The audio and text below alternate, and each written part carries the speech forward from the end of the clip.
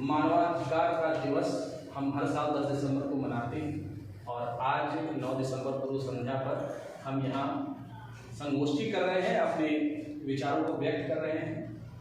आप सबों के लिए ये समझना बहुत जरूरी है कि ये मानवाधिकार होते क्या हैं और इनकी आवश्यकता क्या है और कैसे हम इतिहास में क्या क्या हुआ और कैसे वहां पहुंचे।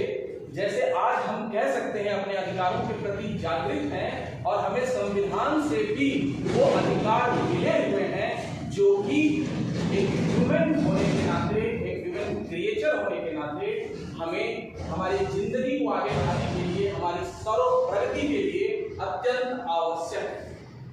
आदिकाल से ही मनुष्य अपने स्वतंत्रता के लिए और अपने अधिकारों के लिए सजग रहा है और अधिकारों की मांग हमेशा की जाती है और ये अधिकार जो मिले हैं इनके पीछे बड़े संघर्ष की का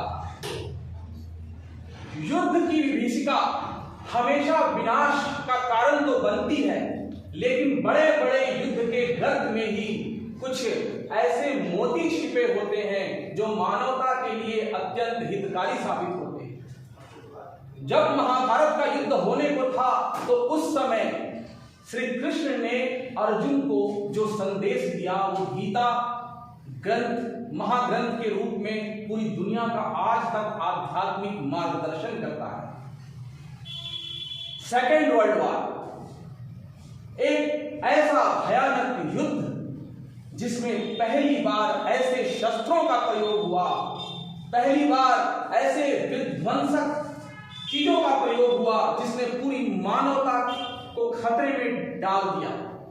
ऐसा लगा कि अगर मनुष्य इसी तरह से युद्ध की प्रवृत्तियों के साथ आगे बढ़ता रहा तो वो दिन दूर नहीं जब हम सभी मनुष्यों का जो सबसे प्यारा घर है, जिसे हम प्लैनेट अर्थ कहते हैं, इसका अस्तित्व खतरे में पड़ जाएगा। द्वितीय विश्व युद्ध की विभीषिका ने लोगों को सोचने पर मजबूर कर दिया। जिस तरह से मनुष्यों का रक्तपात हुआ, जिस तरह से मानवाधिकारों का उल्लंघन हुआ, पूरे विश्व ने एक मंच पर आकर आगे फिर इस तरह की कोई घटना ना हो इसके लिए जो संगठन बनाया, उसी संगठन के तहत उन सभी बातों पर गौर करने की आवश्यकता महसूस की गई जो विश्व के सभी लोगों को सिर्फ मनुष्य होने के नाते उन्हें उपलब्ध हो और ये यूनिवर्सल हो। यूनिवर्सल का मतलब है कि इसमें कोई भेदभाव ना हो। हम सभी मनुष्य हैं और दुनिया में इस प्लैनेट पर जहां भी मनुष्य हैं वो मनुष्य रूप में है, तो उनको कम से कम ये मूल अधिकार और कुछ मूल स्वतंत्रता जरूर हासिल हो और जहां हासिल ना हो वहां पूरे विश्व की कम्युनिटी मिलकर प्रयास करे कि कैसे उनको ये प्रदान कराया जा सके। तो ये universal declaration of human rights ये एक चार्टर था जिसमें उन बातों पर गौर करना था, उन फंडामेंटल्स पर गौर करना था जिसको आने वाले समय में सभी देश अपनी स्वेच्छा से एडॉप्ट करें, अपने देश में उस तरह के अधिकारों को देना शुरू करें, अपने संविधान में इस तरह के अधिकारों के लिए सचेत होकर खुलकर आए, सामने आए, अपने देश की जनता को वो अधिकार दे। और ये डिक्लेरेशन काफी विचार विमर्श और गहनता के साथ पूरे विश्व की कम्युनिटी के साथ बैठकर बनाया गया जो 10 दिसंबर 1948 को एडॉप्ट हुआ। इसीलिए उस तिथि को ह्यूमन राइट्स डे के नाम पर हम सेलिब्रेट करते हैं। और आप सभी महिला कॉलेज की छात्रा हैं तो एक नाम है जो इस ह्यूमन राइट्स के चार्टर को बनाने में सबसे बड़ा जिसने रोल प्ले किया था वो एक महिला थी जिसके बारे में जानना आपका दायित्व भी बनता है और जिसके बारे में आपको जानना भी चाहिए। ये जो आज हम अपने भी संविधान में मूल अधिकार देखते हैं या विश्व के उन सभी देशों में जहां लोकतंत्र ढंग से काम कर रहा है और जहां कई तरह के मूल अधिकार जनता को दिए गए हैं, ये सभी सभी कहीं ना कहीं इस universal declaration of human rights से ही प्रेरणा लेते हैं। एलेनोर रूजवेल्ट ये अमेरिका के राष्ट्रपति फ्रैंकलिन रूजवेल्ट की पत्नी थी। ये एक ऐसी महिला थी जो अपने शुरुआती दौर से ही मानवाधिकार के लिए हमेशा सक्रिय रही, बच्चों के अधिकारों के लिए सक्रिय रही, महिला के अधिकार, महिला की समानता और काम के बदले महिलाओं को भी समान वेतन मिले, इसके लिए उन्होंने अपना पूरा जीवन न्योछावर कर दिया। इन्हें फर्स्ट लेडी ऑफ यूएसए ही नहीं, फर्स्ट लेडी ऑफ वर्ल्ड के नाम से भी जाना जाता है। ये वो महिला थी, जैसे आज आपको जो स्वतंत्रता मिली हुई है, जो समानता मिली हुई है, आज हम कहते हैं कि महिला और पुरुष दोनों समान हैं। बेटी बचाओ, बेटी पढ़ाओ, क्योंकि आपको भी पढ़ाने की जरूरत महसूस हो रही है। आप अपने अधिकारों के लिए लड़ सकते हैं। आज सेना में भी आपको अस्थायी कमीशन देने के लिए न्याय की प्रणाली काम कर रही है, सरकारें बाध्य हैं। अगर इन सब के पीछे आधुनिक काल में अगर किसी को सबसे अधिक महत्व जाता है तो वो एलेनोर रूजवेल्ट को जाता है। जब वो प्रेसिडेंशियल हाउस में आई तो वो इस बात से नाराज हो गई कि जो भी राष्ट्रपति बनता है उनकी पत्नियों का काम सिर्फ इसी बात पर सिमट कर रह जाता है कि वो घर संभाले और राष्ट्रपति भवन आने वालों की मेजबानी करे। उन्होंने इसके विरुद्ध अपने मन में एक क्रांतिकारी धारणा बना ली। वो महिला थी जो प्रेसिडेंट से ज्यादा रोज प्रेस कॉन्फ्रेंस करती थी प्रेसिडेंट हाउस में, रोज एक आर्टिकल लिखती थी और हर मंथ महीने में एक मैगजीन में उनका आर्टिकल छपता था। उनको most relevant lady of the USA कहा जाने लगा। वो ये महिला थी कि जिन्होंने अपने प्रेस कॉन्फ्रेंस में मेल रिपोर्टरों का आना बंद कर दिया। जो भी न्यूज एजेंसीज थे उनको फीमेल जर्नलिस्ट अपॉइंट करना पड़ा, क्योंकि ये बल दे रही थी महिलाएं हों। वो बल दे रही थी कि कल कारखानों में महिलाएं हों, वो उनकी स्थितियों को सुधार करने के लिए प्रयासरत थी। उन्होंने अपनी पूरी जिंदगी लगा दी कि कैसे हम महिलाओं की जिंदगी को सुधार सकते हैं। ये उन्हीं का प्रयास था। ये इतना आसान काम नहीं था। आज के दौर में भी आप देखते हैं कि भारत में अगर आपको लगता है कि महिलाओं का आगे बढ़ना और कुछ विशेष करना जो पुरुषों की बराबरी का हो कठिन है, ऐसा थोड़ा बहुत विश्व के हर देश में है। और बात करें जब 1940 के दशक में, तो ऐसा अमेरिका में भी इतना आसान नहीं होता था। उन्होंने तो ये तक ठान लिया था, उन्होंने अपने पति से पूछा आपकी सैलरी कितनी है, और उन्होंने ठान लिया कि मैं अपने पति से ज्यादा सैलरी कमाऊंगी, और उन्होंने कमाया और ये सिद्ध किया। उनके लेक्चर्स के पैसे होते थे, उनके लिखे हुए आर्टिकल्स के पैसे होते थे, और उन्होंने अपने पति जो प्रेसिडेंट थे, जो 4 बार अमेरिका के प्रेसिडेंट रहे और सबसे ज्यादा लंबे समय तक अमेरिका के प्रेसिडेंट रहे, वो हर बार प्रेसिडेंट बने जा रहे थे। बाद में रूल लाना पड़ा कि अमेरिका का प्रेसिडेंट सिर्फ 2 ही बार बन सकता है, और वो उनसे अधिक पैसे कमाए। ये जज्बा था उनका महिला अधिकार के लिए। और जब यूनाइटेड नेशन में कमीशन बना ह्यूमन राइट के लिए, तो वो चेयरपर्सन थी। उन्होंने इंस्ट्रूमेंटल रोल प्ले किया। जब ह्यूमन राइट का चार्टर लिखा जा रहा था तो उसमें एक एक आर्टिकल, एक एक फ्रेज क्या होगा, उसमें किस तरह से कॉन्सेंसस, जो 58 देश उस समय ह्यूमन राइट्स के इस चार्टर को बनाने के लिए वहां इकट्ठा थे, और सभी अलग अलग विचार रखते थे। आपको कोल्ड वॉर के बारे में पता होगा, यूएसए के विचार अलग थे, सोवियत रशिया के विचार अलग थे। दोनों इस बात पर एग्री हो ही नहीं पा रहे थे कि हम ह्यूमन राइट कंसीडर किसे करेंगे। दोनों की आइडियोलॉजी एकदम अलग थी। यूएसए पूंजीपतियों का देश था, कैपिटलिस्ट आइडियोलॉजी पे चलता था, यूएसए कम्युनिस्ट आइडियोलॉजी पे चलता था। इतना बड़ा संकट, जो जहां पर सारे देश एक मत हो ही नहीं पा रहे हैं कि हम किसको मानेंगे कि ये ह्यूमन राइट्स होते हैं।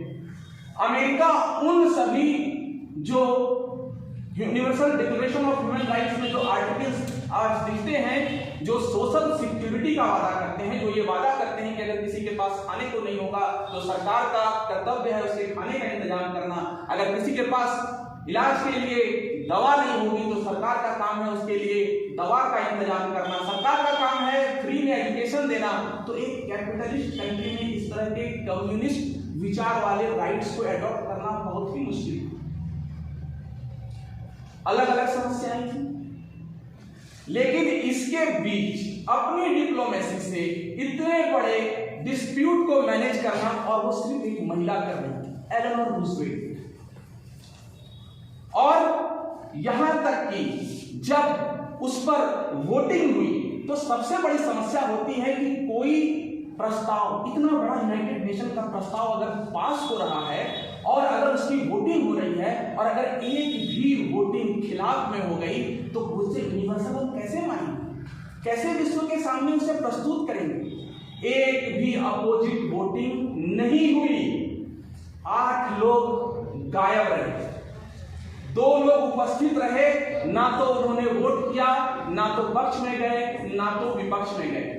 जो 8 देश, लोग नहीं देश, 8 देश जो उस सभा से गायब रहे उसमें 6 तो सोवियत ब्लॉक्स थे, एक था साउथ अफ्रीका और एक था सऊदी अरब। ये चाहते तो वहां पर अपोजिट वोटिंग कर सकते थे। अगर अपोजिट वोटिंग होती तो आप जो पढ़ते हैं universal declaration of human right की यूनिवर्सल वर्ड इस्तेमाल नहीं हो सकता, क्योंकि यूनिवर्सल वर्ड का मतलब ही है कि सबके लिए समान रूप से और सभी इस पर एग्री है, और अगर एग्री नहीं है तो कम से कम विरोध तो नहीं करते। सऊदी अरब की अपनी समस्या है, क्योंकि उसको चार्टर के 30 आर्टिकल्स में से कुछ आर्टिकल में प्रॉब्लम है। आर्टिकल 16 ये शादी से संबंधित अधिकार देता है, मियां बीवी राजी तो क्या करेगा काशी, शादी के अधिकार और शादी के बाद दोनों को बराबर मानने का अधिकार। यहां पर सऊदी अरब को समस्या थी, लेकिन इससे भी बड़ी समस्या थी उसे आर्टिकल 18 जो ह्यूमन राइट का चार्टर ये कहता है कि freedom of belief and thought, everybody has freedom and right to change his or her belief, to change religion। जाहिर सी बात है, वो देश, ऐसा देश, इस्लामी देश, उसके टकराव हो रहे थे अपनी धार्मिक मान्यता से। ये आर्टिकल उसको बाध्य कर रहा था दूर रहने के, वो दूर रहा। साउथ अफ्रीका इसलिए दूर रहा क्योंकि वहां एपार्थाइड चलता था, यानी काले लोगों के साथ काफी नीचा और बुरा व्यवहार किया जाता था, तो उसे भी प्रॉब्लम है। आर्टिकल 2 डू नॉट डिस्क्रिमिनेट, मतलब रंग क्या है, धर्म क्या है, जाति क्या है, धर्म कितना है, कहां पैदा हुए हैं, ऐसे किसी भी बातों पर कोई डिस्क्रिमिनेशन नहीं होगा। लेकिन डिस्क्रिमिनेशन वहां पर चूंकि चल रहा था, उनकी पॉलिसी को हार था, वो कर नहीं पाए। सोवियत ब्लॉक्स क्यों दूर रहे? Article 13 right to move, right to leave country. कम्युनिस्टों को तो सबसे बड़ी प्रॉब्लम ये थी कि कोई हमारी आइडियोलॉजी से डरकर हमारे देश को छोड़कर दूसरे देश में चला ना जाए। वो तो अपना ब्लॉक बढ़ा रहे, नाटो अपने को एक्सपेंशन किए जा रहा था, ये अपना एक्सपेंशन किए जा रहे थे। उस समय तो पूरी प्रतिस्पर्धा चल रही थी। तो ये हालात था, और वहां पर पूरे विश्व को मैनेज करने का काम सिर्फ एक महिला कर रही थी, एलेनोर रूजवेल्ट। अब आपको ये बता दूं कि जब बड़े बड़े सिद्धांत दुनिया में आते हैं और उन सिद्धांतों में जब कोई कमी निकलती है तो भारत सबसे ऊपर आकर खड़ा होता है। एलेनोर रूजवेल्ट जो महिला अधिकारों की इतनी बड़ी समर्थक थी, उन्होंने जब आर्टिकल 1 लिखा था तो आर्टिकल 1 था all man are born equal in dignity and freedom. तो वहां पर हमारे भारत से एक महिला जो यूनाइटेड नेशन ह्यूमन राइट्स के उस इंडिया से डेलीगेट थी, तब उन्होंने वहां पर अपना एक ऐसा विचार दिया कि पूरे यूनाइटेड नेशन को उस विचार को एडॉप्ट करना पड़ा। हंसा मेहता वो नाम है जो आज तक शायद आप लोगों ने सुना नहीं होगा, लेकिन वो भारत की वो महिला थी जो उन 15 महिलाओं में थी जिन्होंने कॉन्स्टिट्यूएंट असेंबली में संविधान बनाने के लिए जो असेंबली बनी थी उसमें वो थी, और वही थी जहां उन्होंने कहा कि ये क्या किया आपने, all man are born equal, ये मैन क्यों, वोमेन कहां गई। और उनके उस दबाव के बाद, उनके उस सजेशन के बाद एलेनोर का भी दिमाग खुला, अरे जो हमने भी सोचा वो इंडिया में सोच लिया। और उसके बाद आज आप पढ़ेंगे तो all human being are born free and equal in dignity. ये चेंजेस था, ये महिलाओं का योगदान था यूनाइटेड नेशन में, ये उन्होंने जो अधिकार दिए हैं, ये जो स्वतंत्रता दी है, ये आपको आगे बढ़ने का मौका देता है। आज आप आर्टिकल 23 पढ़ेंगे तो पहले होता क्या था, एक ही काम में महिला और पुरुष दोनों की समान भागीदारी, समान मेहनत, लेकिन वेजेज अलग अलग मिलते थे। ये यूनिवर्सल डिक्लेरेशन कहता है कि एक ही काम को कर रहे हैं तो आप डिस्टिंक्शन नहीं कर सकते, चाहे महिला हो, चाहे पुरुष हो, चाहे कोई भी हो, चाहे किसी भी तरह का फर्क हो, समान काम के लिए समान मजदूरी मिलेगी। और मजदूरी वही मिलनी चाहिए जो कि सही तरीके से उस काम का मेहनताना होता हो। ये चमत्कार था इस ह्यूमन राइट्स के जो डिक्लेरेशन का, कि जो भी संविधान आप देख रहे हैं 1948 10 दिसंबर को ये यूनिवर्सल डिक्लेरेशन सामने आ रहा है। पाकिस्तान समर्थन में था क्योंकि पाकिस्तान उस समय डोमिनियन, 1956 में पाकिस्तान का संविधान बनता है। इंडिया भी इस समय डोमिनियन था। डोमिनियन का मतलब होता है हेड ऑफ द स्टेट। हमारे इंग्लैंड के क्राउनी थे। हम 26 जनवरी 1950 को अपना संविधान, हमने भी वहां से सीख ली, हमने भी वहां से प्रेरणा ली, पाकिस्तान ने भी वहां से प्रेरणा ली। ईरान बाद में बना Islamic Republic of Iran, imperial Republic of Iran, उसने भी वहां से प्रेरणा ली। विश्व के सभी देश, करीब करीब सभी देश जो थे वो अपने संविधान को बनाते गए और वहां से प्रेरणा लेते गए, और जो नहीं लिए हैं वहां आज भी संघर्ष सिर्फ इसी बात का है कि हमारे देश में ये अधिकार हमको क्यों नहीं मिल रहे, हमारे देश में इस तरह की स्वतंत्रता हमको क्यों नहीं मिल रही है। आपकी डिग्निटी समान है, आपका अधिकार समान है, तो आप अपनी डिग्निटी के लिए खड़े हो सकते हैं। डिग्निटी एक बहुत बड़ी चीज है। हम क्या समझते हैं, कोई धन से कमजोर है, कोई विद्या से कमजोर है, कोई स्टेटस में कमजोर है, तो उसकी डिग्निटी को हम भी कम आंकने लगते हैं। ये भूल जाते हैं कि उनकी डिग्निटी भी बराबर है। आप स्टूडेंट हैं तो आपकी डिग्निटी टीचर से कम नहीं है। टीचर है, उनका काम आपको पढ़ाना है, लेकिन इसका मतलब नहीं है कि वो अगर गलत पढ़ा रहे हैं और आप कहते हैं ये गलत है तो टीचर जिद पे अड़ जाएगी, नहीं मैं ही सही हूं तो मैं कहता हूं मान लो, वो आपकी डिग्निटी है। You can resist. गुरु जब गुरु घंटा बन जाए तो घंटी आप ही को बजानी पड़ेगी।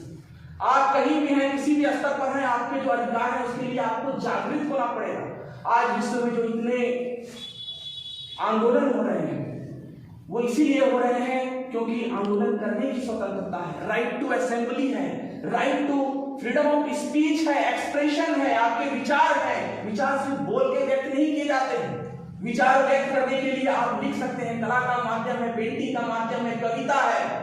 और अगर कोई अधिकारों पर प्रतिबंध लगाता, हमारे देश में तो काफी स्वतंत्रता है, हमारे देश में तो आपकी स्वतंत्रता अगर कुछ ली जाएगी तो उसका भी अधिकार है। हमारे देश के संविधान बेसिक स्ट्रक्चर की भी बात कह दी गई है। हमारा देश का संविधान तो इतना महान है कि यहाँ पर आप पूरी तरह से अपने अधिकारों के प्रति जागृत हो, तो आप देखते हैं कि आए दिन अधिकारों के प्रति जागृत लोग और जागृत समूह सरकार को बाध्य कर देते हैं कानून बनाने के लिए या कानूनों में परिवर्तन के लिए। अधिकारों के बारे में जितना आप जानेंगे, article 29 you have obligation towards your society, मतलब आप अधिकार सिर्फ जान लें तो शांत नहीं बैठ सकते। आर्टिकल 29 कहता है कि आप समाज में जाइए, लोगों को बताइए, you have right of privacy. आपकी अपनी जो प्राइवेसी है वो आपका राइट है, किसी को उसको इन्फ्रिंज जब करेंगे तो किसी प्रोसेस, किसी रूल, किसी लॉ आर्बिट्री नहीं कर सकते। आपकी अपनी प्रॉपर्टी पर राइट है, आपके अपने सामान पर राइट है। अगर आप यहाँ इस दुनिया में आए हैं तो आपको समान अवसर मिले, आप प्रगति कर सकें, आप प्रगति के उस मुकाम तक पहुंच सकें। You have right to democracy, you have right to be participate in government जो फॉर्मेशन के प्रोसेस होते हैं उसमें, इसीलिए आपको वोटिंग का अधिकार मिलता है। हर देश में शायद उम्र अलग अलग हो, आपके यहाँ पहले 21 था, अभी 18 है, हो सकता है आने वाले समय में ये 16 हो जाए। शादी से संबंधित नियम है, लड़कों के लिए 21 है, लड़कियों के लिए 18 है। अब बात हो रही है कि लड़कियों के लिए 18 क्यों? आप जब महिला और पुरुष समान है तो आज लड़कियां कह रही है कि इस 18 साल को आगे बढ़ाइए। दबाव पड़ता है परिवार की तरफ से, हमको पढ़ना है, हमको कैरियर बनाना है, हमको कमाना है, इकोनॉमिकली इंडिपेंडेंट होना है। और जब तक इकोनॉमिक एम्पावरमेंट नहीं होगा, फीमेल का एम्पावरमेंट तो हो ही नहीं सकता है। अगर आप इस भाव से रहेंगे कि आपका पति कमा कर लाए और आप खाएंगे, तो जानिए कि इस तरह से आप हमेशा दबी और कुचली ही रहेंगे। जब तक आप खुद नहीं कमाएंगे, जब तक आप फाइनेंशियली इंडिपेंडेंट नहीं होंगे, और ये बहुत बड़ी बाधा है। और सरकार भी विचार कर रही है कि ये 18 साल को बढ़ाकर आगे ले जाया जाए, क्योंकि ये जो दबाव समाज देता है, जो दबाव परिवार देता है, लीगली फ्री हो जाते हैं। 18 साल में शादी हो सकती है, शादी के लिए दबाव। और 18 साल अगर आप देखेंगे तो वही उम्र होती है जहां कैरियर सही तरीके से बन सकता है। 18 साल वही उम्र होती है जहां आप वो पढ़ाई पढ़ रहे होते हैं जो आपके कैरियर के लिए सबसे ज्यादा काम आने वाली होती है। तो ये समस्याएं हैं, और इन सब का निदान कैसे है? आप अपने उसी राइट का प्रयोग करते हैं, राइट टू जो फ्री स्पीच है, एक्सप्रेशन है, आप अपने विचार को व्यक्त करते हैं, और राइट टू असेंबली है। तो ये अधिकार जो है आपको सरकार को भी बाध्य करते हैं कि आपकी आवाज सुनने के लिए, आपकी बातों को मानने के लिए। तो इस तरह से आप समझ सकते हैं कि ये कितने महत्वपूर्ण हैं पूरे विश्व के लिए, ये कितने महत्वपूर्ण हैं एक व्यक्ति होने के नाते आपके लिए, ये कितने महत्वपूर्ण हैं। क्योंकि इस प्रकृति में आपको खुद आगे आना पड़ेगा, कोई सुपर नेचुरल पावर आपकी समस्या का समाधान नहीं कर पाएगा। इसीलिए ह्यूमन बीइंग्स नहीं मिलकर ऐसे सिस्टम को बनाना पड़ेगा कि हमें से कोई अगर समस्या में पड़ता है तो समाधान हो सके। इस दुनिया में इतनी समस्याएं हैं, गरीबी है, भूखमरी है, साफ पानी उपलब्ध नहीं है, अब साफ हवा का संकट है। इन सब के लिए जरूरी है कि सभी लोग और अधिकारों के प्रति अगर आप जागरूक हैं तो इसका यह भी मतलब है कि आप दूसरे के अधिकारों का रेस्पेक्ट करेंगे। इसीलिए ये बात आर्टिकल 29 में आती है कि you have the responsibility towards society. अगर आप दूसरों के अधिकारों के प्रति जागरूक नहीं है, सिर्फ अपने अधिकार का प्रयोग करना चाहते हैं, तो ये अराजक स्थिति हो जाएगी। अराजक स्थिति ना पैदा हो, इसलिए अपने अधिकारों के प्रति सचेत रहते हुए दूसरे के अधिकारों का सम्मान भी करना सीखिए, और इसके बारे में जागरूकता फैलाइए, जागरूक होइए, और आप इस तरह से प्रगति के पथ पर काफी आगे बढ़ेंगे, और इससे पूरे जनमानस का कल्याण होगा और देश और विश्व का भी कल्याण होगा। धन्यवाद।